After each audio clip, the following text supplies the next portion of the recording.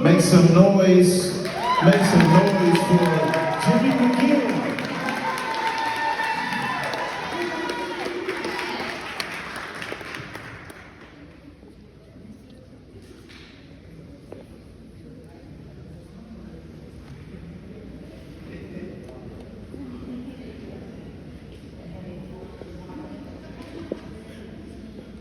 What's up, West Virginia?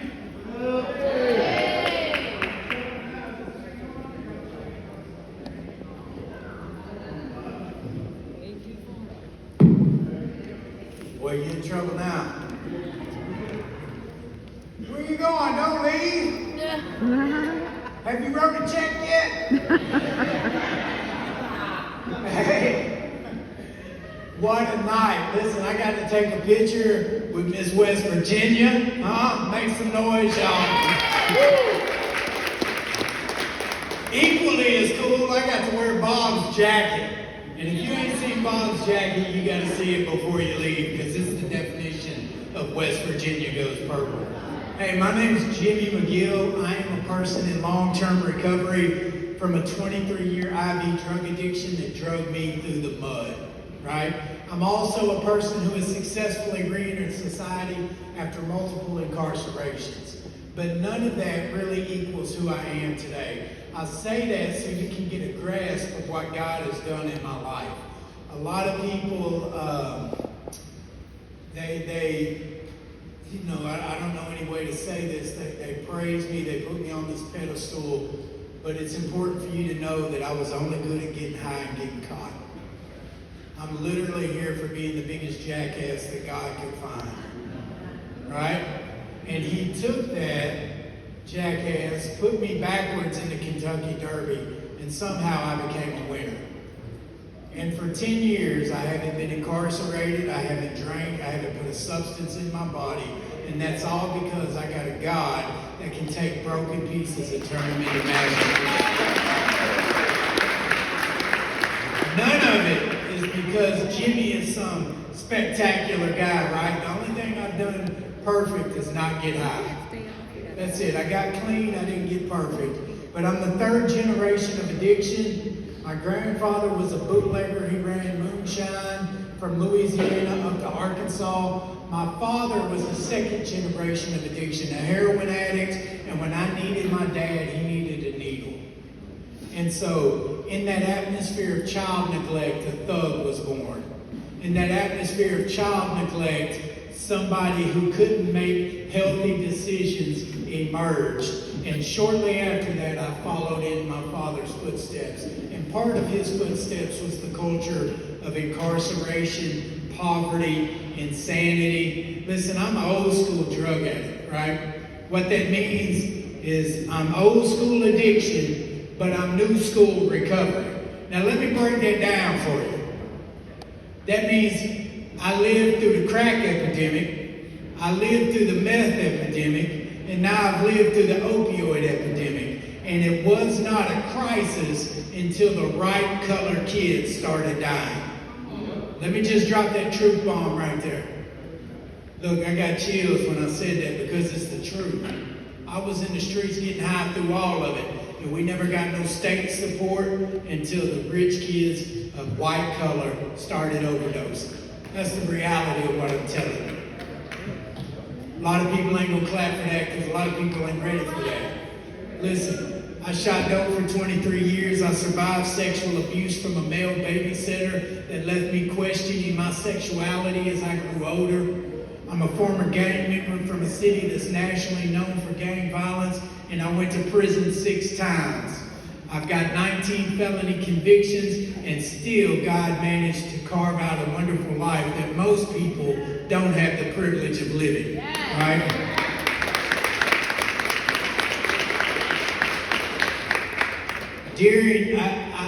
I told the table I wasn't going to have time to tell this story, and Tara Mason, if you know her, you know, have better sense to argue with her. She said, you take your time to tell that story. So it's important that you understand that when you're caught in the disease of addiction, which is incurable, fatal, and progressive, you'll go to any length to find a way to get what you need to change how you feel. And I just told you what I was trying to escape from, sexual abuse. Let's just call it what it was. It was rape from a man, and I was a child. Right? Abandonment from the man that God tasked to raise me. Which means I didn't have Xboxes, scooters, and all the things that other kids had. So I grew up with envy, hatred, jealousy. So my gateway drug wasn't marijuana, it wasn't alcohol, it was untreated childhood trauma. Yeah. Right? And so I'm going to any link to use. And so my best thinking told me to get the drugs I needed, Terry, I needed to go way over here to break in the house. And I did that. I broke in the house. And then, in my best thinking, out of all the houses I could have broke into, I went 2 towns over. And I went in this house, and they had this rare set of what's now called anime, but it used to be called Japanime when it first came out. And it was this rare set of DVDs. Now, for you younger generation, that's what movies used to be on. Okay? And I grab it, and I go 2 cities the opposite way, Blake. And I go into Hastings Book and Music Store. Because Hastings, for a person trapped in addiction like me, would buy books, CDs, and DVDs. And that was easy to steal. So I lay everything on the table. He calls the manager over. Now keep in mind, I went 2 cities that way and 2 cities the opposite way. Now you can't tell me that God doesn't have a sense of humor. Okay? I lay these DVD books on the desk, Terry, and he calls the manager over because they're so rare and I got so many, he's got to get a cash override. So I'm like, ooh, I'm going to get 2 8 balls.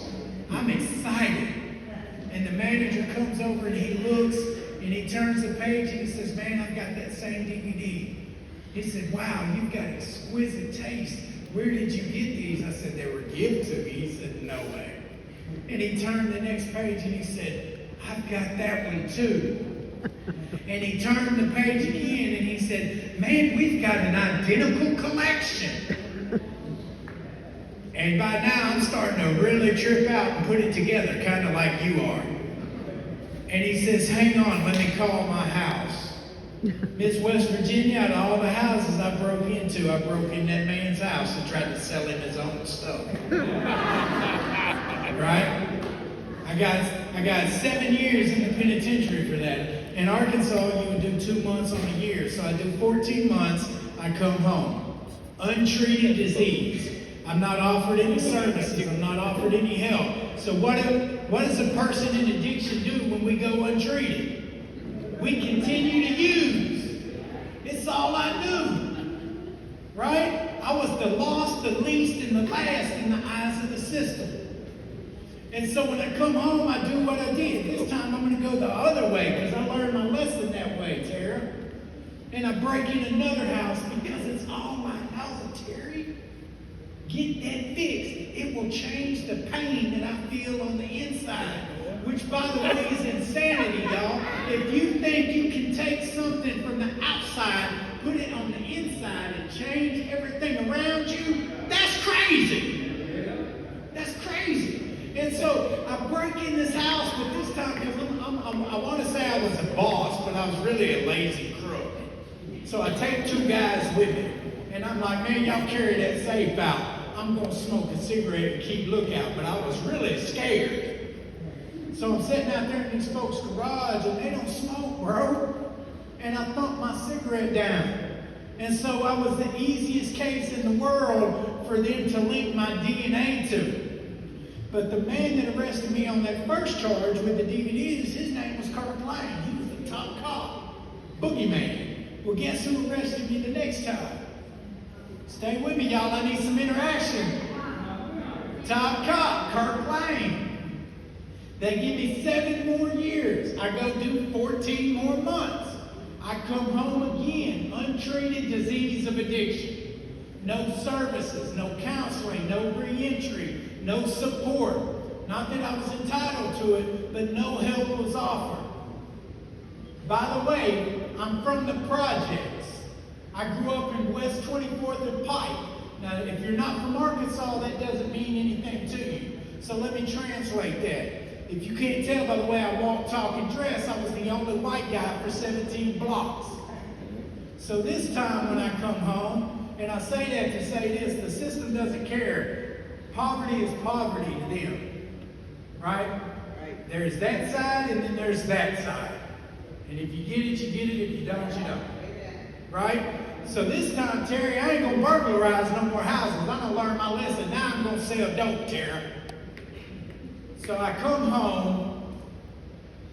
I'm fresh out of prison. I got prison ink on both sides of my arms. I'm in a tank top t-shirt. I step out on Pike Avenue where I'm the only white guy other than my dad for 17 blocks, and I sell a gram of methamphetamine to a confidential informant. It was the easiest case to identify that the narcotics agents ever had to do.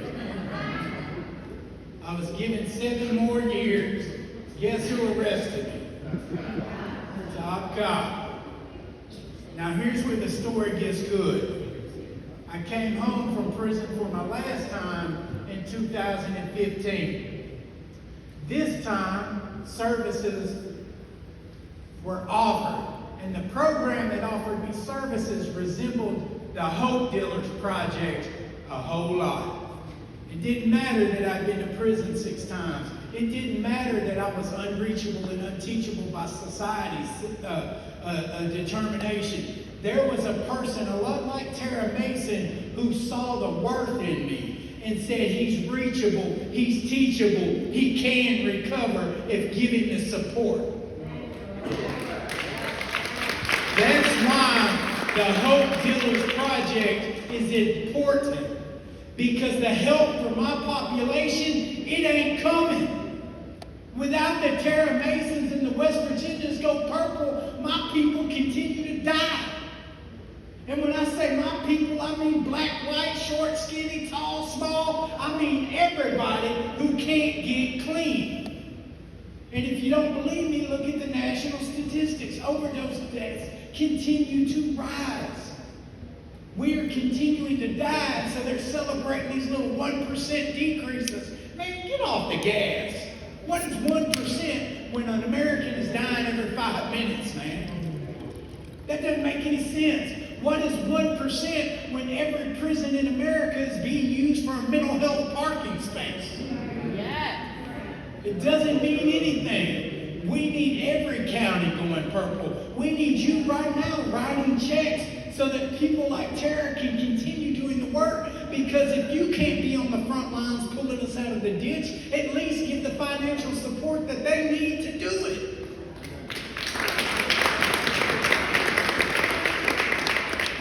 So when I met my Tara, whose name was Miss Kim, by the way, and she ain't played no games. She had one gold tooth right here. She used to say, "Jimmy, you ain't slick, boy." And she made me write more essays than a college master level graduate, right, for behavior. But I want to tell you this, when I finally did get clean, I had 18 months clean, and I was asked to go share my story at the state capitol on International Overdose Awareness Day. All right. I share my story. It's the governor's senior advisor. It's the head of the FBI. It's the head of the DEA. It's me on parole. You know? And I look up, and there he is. Who'd I see, y'all? Stay with me then, West Virginia. Hey, but this time he wasn't in a uniform, Terry. He had on a suit. He was dressed to the nines like me, right? He had a little pen, but it wasn't a West Virginia Goes Purple pen like I got. Hey, he had one that said governor's office. See, he was what you call the drug czar. My governor had just appointed him to be the state drug czar, which means in my state, he was over every drug task force. Yeah, big job. He was over all prevention, he was over all treatment, and he was over all recovery. He's what you call the SSA, Single State Authority. That means all federal money has to go through him, and he decides what to do with it. And he didn't recognize me. And Terry, I went right up to him, and I said, "Man, I waited a long time." I said, "Hey, I couldn't wait to see you and say thank you." He looked me right in my eyes and said, "It's good to see you." I knew right then, y'all, he ain't had a damn clue who I was.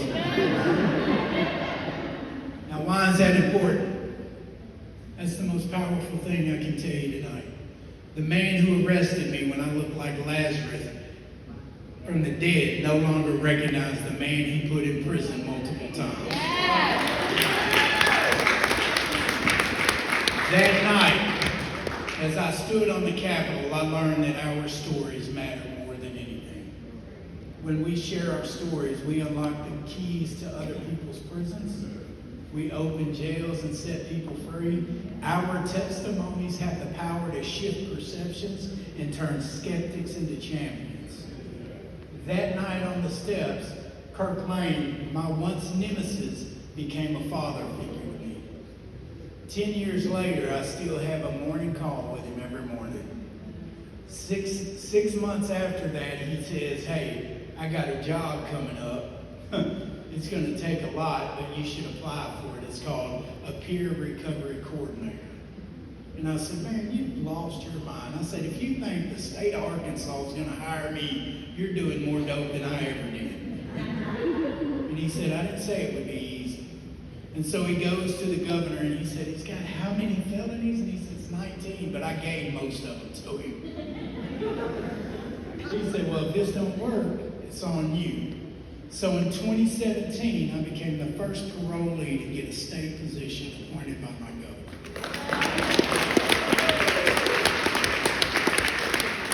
During that time, I created 54 programs that were focused on reentry and recovery. I created a workforce for returning citizens called peer support. It's called the Arkansas Model of Peer Recovery, and it's now a national model. We were the first state to create a career ladder, ensuring that people in recovery would only be supervised by people in recovery.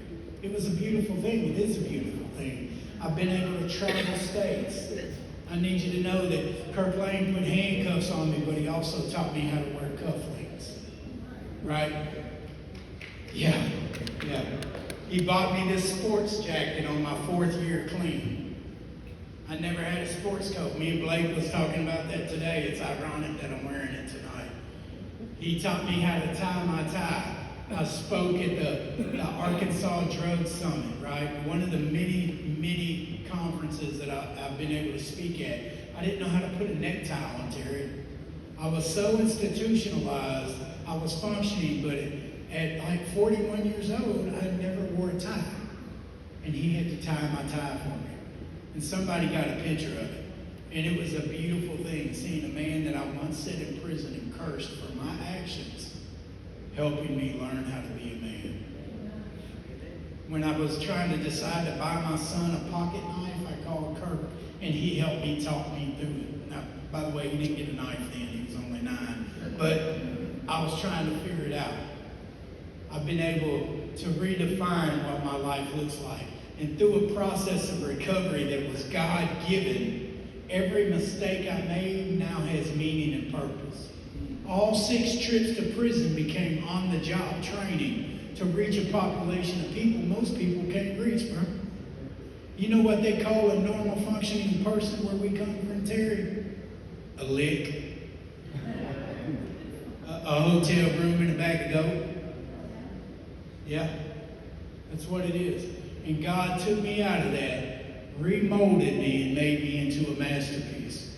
You know what? My son is 14 years old today. Last Sunday, I saw him on his own accord at the front of the altar in church praying over people. You know what I mean? He's got a game room, Blake. You know Carter. He's 6 foot tall at 14 years old, and he looks like God chiseling. Every time I look at him, I hate him. Only for a minute, because I'm a hater. I'm jealous, right? Like, I'm 48 and I never looked like that. If I could have just had one day in that body, I'd have 17 kids right now. I'm just telling you the truth. He's blessed, y'all. He's blessed. And his game room has got Xbox, PlayStation 5. He's got everything a kid could want. And guess what? I didn't steal anything in it. I paid for everything. Most importantly, He will never know what it's like to need his dad and me not be there. He'll never have to face the things that I faced that led me into my addiction.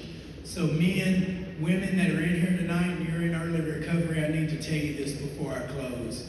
Any curse that you don't break, your children have to. It's as real as I can put it. If you don't overcome your addiction, your kids will have to win that fight for you. Right? And because of God's grace, I stand here tonight as a published author, a nationally known speaker. I've got almost 500,000 people that follow me on social media. That's crazy. I think some of them follow me just to hate on me. But it's entertaining, you know. I get to hang out with people like Blake who have 1 million followers. I get to go into prisons with Jelly Roll and carry a message to people locked up. I get to share stages with Rare Breed and all these other cool people. And what's his name? Heartbreak